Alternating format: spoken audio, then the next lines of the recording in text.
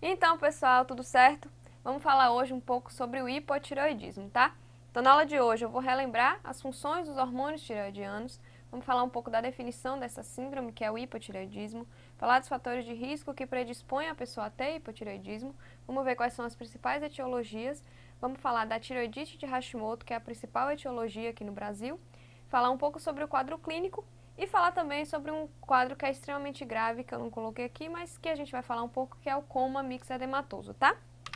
Então, primeiro a gente tem que lembrar as funções dos hormônios tireoidianos.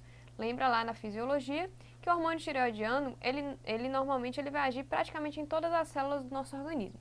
Então, ele vai ter essa função primordial para aumentar de forma global o metabolismo das nossas células. Então, a principal função dele é aumentar o metabolismo basal. E ele aumenta esse metabolismo basal, aumentando o consumo de oxigênio, e ele é importante também para a termogênese, então para a produção de calor.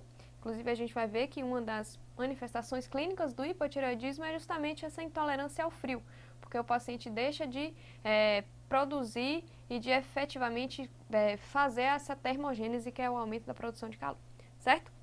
Outra função muito importante que os hormônios tireoidianos têm é com relação ao músculo cardíaco, é com o inotropismo e o cronotropismo. Eles aumentam o inotropismo e o cronotropismo, ou seja, aumenta a frequência cardíaca e aumenta a força de contração cardíaca, certo? A gente tem também o estímulo à hematopoese. Então, pacientes, por exemplo, que têm hipotireoidismo podem cursar com anemia por conta da redução do estímulo à hematopoese. A gente tem os hormônios tireoidianos agindo no trato gastrointestinal, fazendo a motilidade, aumentando a motilidade intestinal, aumenta o metabolismo de lipídios e de carboidratos. Então, o hormônio tireoidiano faz a lipólise, o hormônio tireoidiano faz gliconeogênese, faz glicogenólise, então aumenta a glicose sanguínea, né? O hormônio tireoidiano acaba fazendo isso também. Favorece a contração muscular, então favorece a questão por exemplo, movimentação, exercício físico. A gente depende também do hormônio tireoidiano porque ele aumenta a força de contração muscular.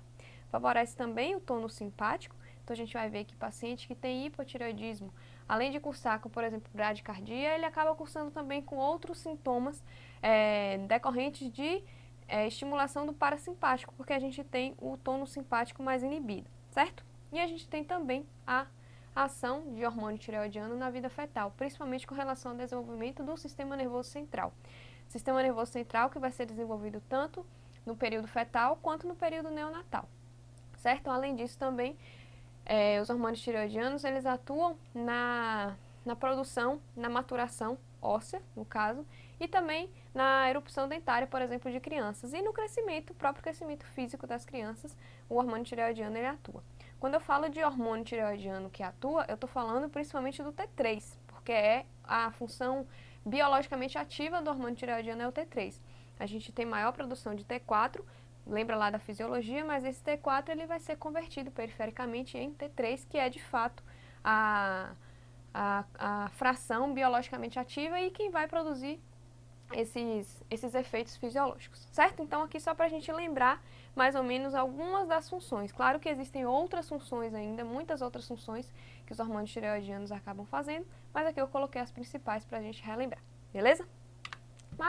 E aí a gente tem que lembrar aqui do eixo hipotálamo, hipófise, tireoide, que a gente vai ter. Então, a gente tem um nível primário, digamos assim, que é o nível da glândula tireoide. Inclusive, quando a gente tiver acometimento da glândula tireoide, a gente tiver um hipotireoidismo por disfunção da tireoide, a gente vai ter um hipotireoidismo dito primário. Então, aqui está o primeiro nível, que é a tireoide. O segundo nível que a gente tem, que é a hipófise. Quando tem acometimento da hipófise, a gente vai ter um hipotireoidismo secundário. E o terceiro nível, que é o hipotálamo, certo? Lembra lá que o hipotálamo libera TRH. O TRH vai estimular a hipófise a liberar o TSH. E aqui é importante lembrar uma coisa que eu vou resgatar lá na frente. O TRH, que é liberado pelo hipotálamo e estimula a hipófise a produzir TSH, também estimula a hipófise a produzir prolactina. Então, lá na frente, quando eu falar que um paciente, por exemplo, que tem hipotireoidismo tem aumento de prolactina, a gente já sabe por quê. Porque o TRH estimula também a produção de prolactina pela hipófise, certo? Então, voltando do eixo. Hipotálamo libera TRH, que estimula a hipófise a liberar TSH. Hipófise libera TSH, que estimula a glândula tireoide a produzir T3 e T4. Beleza? Então aí a gente relembra aí o eixo hipotálamo, hipófise, tireoide. Então, primeiro, O que é, então, de fato, o hipotireoidismo? Hipotireoidismo é uma síndrome clínica que vai ser caracterizada pela deficiência na síntese ou na secreção do hormônio tireoidiano, ou está tendo secreção do hormônio tireoidiano, mas esse hormônio não está produzindo uma ação no tecido periférico. Então, é a ausência do hormônio ou ação deficiente desses hormônios nos tecidos periféricos. Aí a gente tem um quadro de hipotireoidismo instalado. O hipotireoidismo ele pode acontecer em todas as faixas etárias. Então, vai desde o período neonatal até períodos mais idosos, em pessoas mais idosas. E ele vai ter características, manifestações clínicas, na verdade, diferentes nessas faixas etárias. Por exemplo, um paciente que está no período neonatal e cursa com hipotireoidismo, esse paciente vai cursar com retardo do crescimento físico, que eu digo, e também retardo do desenvolvimento neuropsicomotor, por exemplo. Paciente que vai ter retardo mental, é um paciente que vai ter alterações cognitivas, não vai ter o desenvolvimento das suas funções cognitivas, é um paciente que vai ter baixa estatura. Então, tudo isso está relacionado ao hipotireoidismo na fase neonatal, por exemplo. Já um paciente mais idoso pode ter manifestações atípicas do hipotireoidismo. Então, ele pode se apresentar com quadro de demência, pode se apresentar com quadro de insuficiência cardíaca por conta desse hipotireoidismo dele.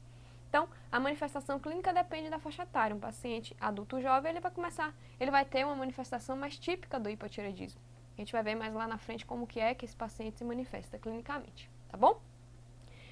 O hipotireoidismo é uma síndrome que ela acaba sendo muito mais comum em mulheres, principalmente porque a principal causa dela é uma causa autoimune, que a gente vai ver daqui a pouco, e causa autoimune é muito comum em mulheres. Então, a gente tem uma proporção dessa síndrome para mulheres muito maior do que para homens, certo? E é uma condição que aumenta com a idade. Então, paciente que é mais idosa, a paciente tem uma predisposição maior a ter o hipotireoidismo, principalmente acima dos 60 anos, certo? E a gente pode ter algumas etiologias para o desenvolvimento do hipotireoidismo. Então, a gente pode ter aquelas etiologias de causa primária, como eu falei, atinge a tireoide de forma direta, ou a gente pode ter o hipotireoidismo dito central, que vai ser o hipotireoidismo que vai ser decorrente de um acometimento ou hipofisário ou hipotalâmico, ou seja, secundário ou terciário, certo? Das causas primárias, a principal disparada é a causa autoimune, que é justamente a tireoidite de Hashimoto. A gente vai ver daqui a pouquinho sobre ela. Então, é a principal causa disparada, principalmente em países industrializados. Então, principal causa autoimune, tireoidite de Hashimoto, certo? A outra causa importante é a causa nutricional. Nos países industrializados, por exemplo, o Brasil, não é mais comum hipotireoidismo por causa nutricional, ou seja, deficiência de iodo. Até porque, obrigatoriamente, o nosso sal de cozinha ele é iodado. Então, a gente não tem carência nutricional com relação ao iodo. Mas em países mais pobres, como principalmente países da África, acaba tendo ainda essa carência de iodo, e aí o hipotireoidismo nesses locais, no caso nutricional, o hipotireoidismo nutricional nesses locais, acaba sendo uma causa, uma etiologia importante, certo? Mas a causa nutricional seria justamente essa, deficiência de iodo. A gente pode ter causas iatrogênicas.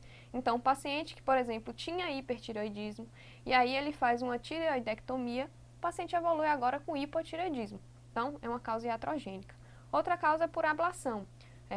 Ablação com radioisótopo, ou, por exemplo, um paciente que fez radiação na região de cabeça e pescoço, acaba lesando o parênquima tireoidiano, e aí vai causar o hipotireoidismo por conta disso, certo? Pode ser causado por conta de drogas, então drogas principalmente amiodarona, lítio e interferona, são as principais drogas que cursam com alteração da tireoide, e pode ser o hipotireoidismo congênito, como eu falei, principalmente por digenesia de tireoide, e sendo a causa mais comum a ectopia de tireoide, certo? Então, essas aqui são as principais causas do hipotireoidismo primário. O hipotireoidismo secundário, que vai ser aquele que acomete a hipófise, a gente também pode ter presença de tumores, o principal, o adenoma hipofisário, pode cursar com redução na produção do TSH, certo? Cirurgias, então, um paciente que sofreu uma hipofisectomia, por exemplo, pode ser também com relação a traumas, paciente que sofreu um TCE e acaba fazendo uma lesão importante de hipófise, pode cursar com hipotireoidismo. Pacientes que sofreram irradiação direta da hipófise. E a gente tem a síndrome de Sheehan, que é um infarto hipofisário que acontece após o parto. E aí, como tem esse infarto hipofisário, a gente, na verdade, cessa, né, a produção de hormônio hipofisário por conta desse infarto, e aí o paciente vai cursar também com hipotireoidismo. A síndrome de Sheehan é um infarto hipofisário no pós-parto, certo? E a gente pode ter também o hipotireoidismo secundário, que vai ser o acometimento que ocorre no hipotálamo. Então a gente pode ter uma disfunção hipotalâmica primária, ou a gente pode ter casos de cirurgias hipotalâmicas ou de forma idiopática que acontece e a gente não sabe explicar. Beleza? Então, quais são os fatores de risco para uma pessoa começar a desenvolver o hipotireoidismo, por exemplo? Como a gente já sabe, a idade. Com o passar do tempo, com o aumento da idade, a chance da pessoa desenvolver o hipotireoidismo é maior. Além disso, ser do sexo feminino acaba sendo um fator de risco importante isoladamente. O puerpério acaba sendo um fator de risco importante, não só pela síndrome de Sheehan, que pode acontecer, mas por outros fatores também. Então, o puerpério acaba sendo um período importante de fator de risco para desenvolver o hipotireoidismo. História familiar, principalmente relacionada a hipotireoidismo autoimune. Hipotireoidismo autoimune tem uma carga, uma herança genética importante associada, então história familiar pode predispor. Irradiação prévia de cabeça e pescoço, pela causa iatrogênica que pode acontecer, então tem uma predisposição maior. Doenças autoimunes, outras doenças autoimunes associadas, por exemplo, o caso do paciente que já tem uma anemia perniciosa, o paciente já tem um diabetes mellitus do tipo 1, o paciente tem uma doença celíaca, por exemplo, ele já predispõe a ele a ter desenvolvimento de uma outra doença autoimune, no caso a tireoidite de Hashimoto, que vai causar o hipotireoidismo. E o uso de drogas, medicamentos que a gente já falou lá nas causas, então lítio, amiodarona e interferona são os principais. E aí a gente vai falar da principal causa de hipotireoidismo aqui no Brasil. Cerca de 95% das causas de hipotireoidismo no Brasil ocorrem por tireoidite de Hashimoto. Então, a tireoidite de Hashimoto é uma doença crônica autoimune. Ela normalmente começa a se manifestar nos pacientes na faixa etária entre 20 e 40 anos, principalmente acometendo mulheres. Como a gente já sabe, doença autoimune é muito mais comum em mulheres.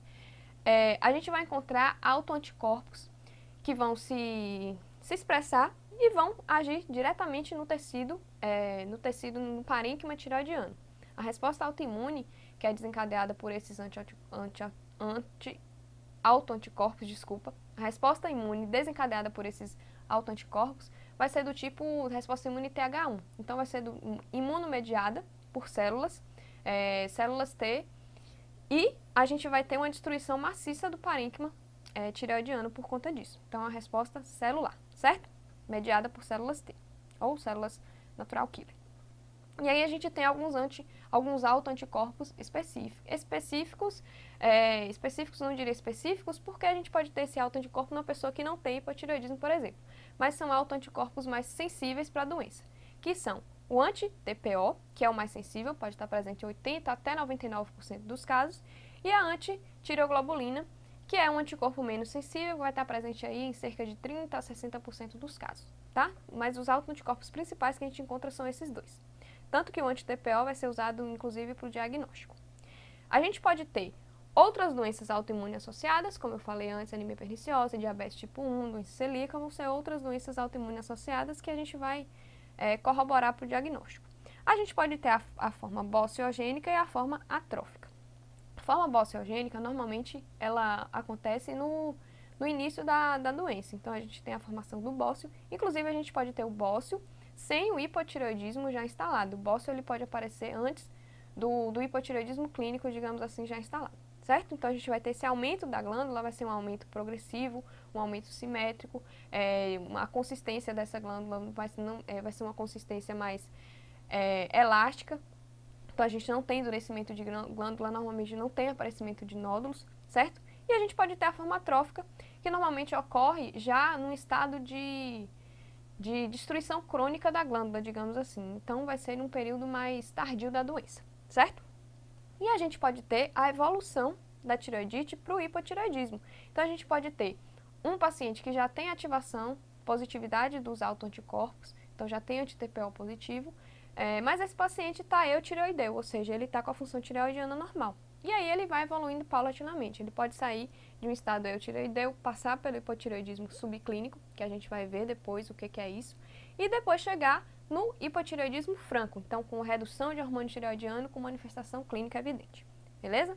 O diagnóstico, ele vai ser feito tanto pela manifestação clínica, que o paciente pode já se apresentar com hipotireoidismo franco, ou só com a elevação do autoanticorpo. Então, o diagnóstico vai ser feito principalmente pela dosagem de anti-TPO. Inclusive, vai ser o primeiro exame que a gente vai pedir para diagnosticar a tireoidite de Hashimoto, autoanticorpo anti-TPO. A gente já pode ver algumas anormalidades na ultrassom, por exemplo, da tireoide. Então, a gente pode ter uma hipoecogenicidade do parênquima tireoidiano. Inclusive, essa hipoecogenicidade pode aparecer antes mesmo do autoanticorpo se positivar. Então, a gente pode ter esse achado aí no ultrassom, certo? O tratamento para a tireoidite de Hashimoto vai ser vitalício, ou seja, o paciente vai usar a medicação para a vida toda. A gente vai ver na próxima aula como é que se faz o tratamento do hipotireoidismo. Mas esse tratamento aqui vai ser para a vida toda porque a gente não tem uma tireoide que produz hormônio efetivamente, já que a gente tem autoanticorpos que fazem a destruição da glândula, certo? Como que é o quadro clínico do paciente que tem hipotireoidismo? Fica fácil se a gente lembrar lá das funções tireoidianas. Então, se a gente lembra quais são as funções dos hormônios tireoidianos e a gente lembra que a gente não vai ter mais esse hormônio tireoidiano atuando, então fica fácil a gente lembrar quais são as manifestações clínicas. Então, o paciente ele pode, primeiramente, ser assintomático, e aí vai entrar no quadro de hipotireoidismo subclínico. Novamente, a gente vai ver isso depois, tá? Ou ele pode ter já as alterações. Então, vamos por sistema para ficar mais fácil. Então, na pele Fanders, o que ele vai ter? O paciente vai acabar tendo a pele mais fria, porque reduz o tônus simpático, pele mais pálida. Vai ter a sudorese reduzida, porque reduz a termogênese, já que o hormônio tireoidiano é responsável pela termogênese. Ele vai acabar tendo uma intolerância maior ao frio.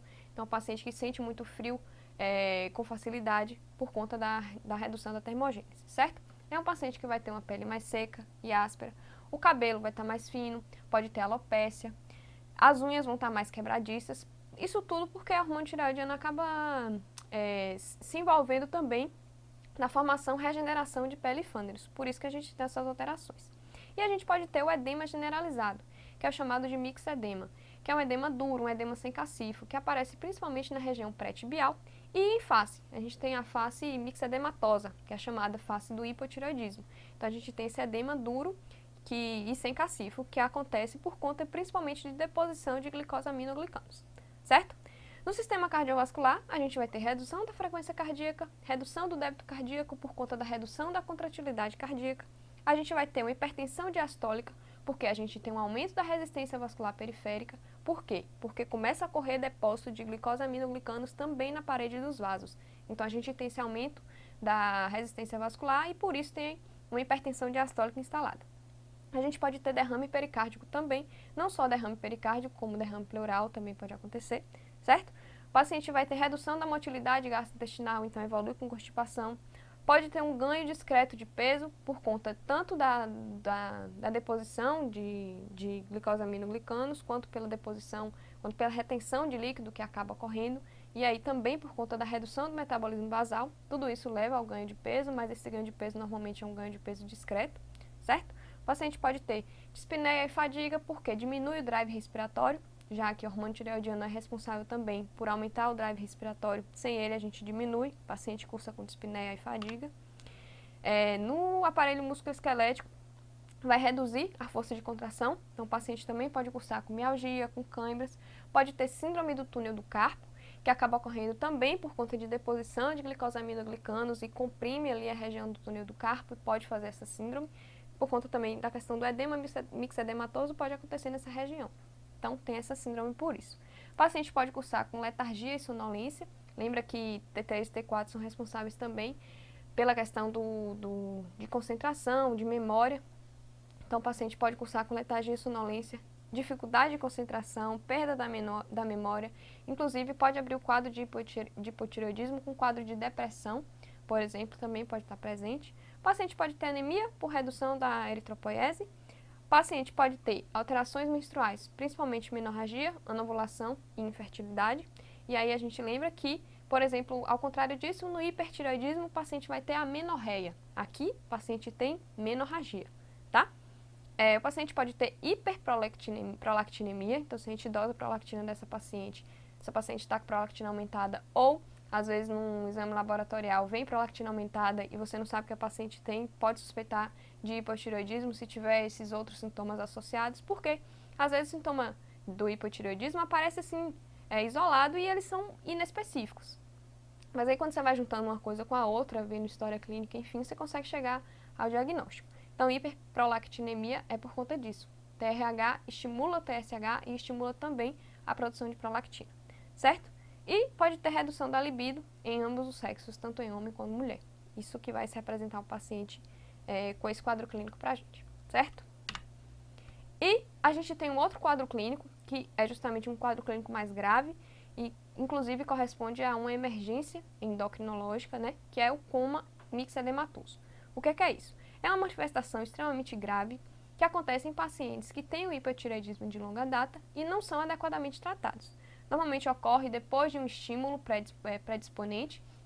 Então, a gente tem, na verdade, um estímulo desencadeante. Então, é um paciente que cursa com esse hipotireoidismo, não tem um tratamento adequado, ou então tratava de forma adequada e suspende o tratamento, e aí ele tem um fator precipitante e desenvolve coma mixedematoso. O principal fator precipitante é a infecção, mas a gente pode ter outros. Então, o paciente que é exposto ao frio, o paciente que sofre um AVC, o paciente que sofre algum trauma. Então, qualquer fator predisponente pode predispor, né, ao coma mixedematoso. Então, é uma situação extremamente grave, é uma emergência endócrina, ele está associado a altíssima mortalidade, porque é uma situação extremamente grave, e a gravidade dessa situação não tem nada a ver com o nível de T3, com o nível de T4, com o nível de TSH, por exemplo. A gente vai ver no diagnóstico que isso é importante para o diagnóstico. Mas aqui não vai ter relação nenhuma com TSH ou com T4 livre, certo? O paciente pode ter níveis de TSH mas não tão elevados assim e evoluir para coma mixedematoso, e um paciente que tem níveis de TSH elevados não evolui para o coma, certo? Então não tem nada a ver uma coisa com a outra. O diagnóstico vai ser clínico e normalmente vai estar presente essa tríade que eu vou falar agora, que é alteração do nível de consciência. Normalmente o paciente se apresenta muito rebaixado, então o paciente está torporoso, está muito sonolento, inclusive pode chegar já em coma.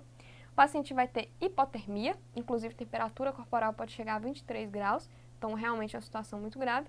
E o paciente vai ter esse fator precipitante aí associado, principalmente infecções, certo?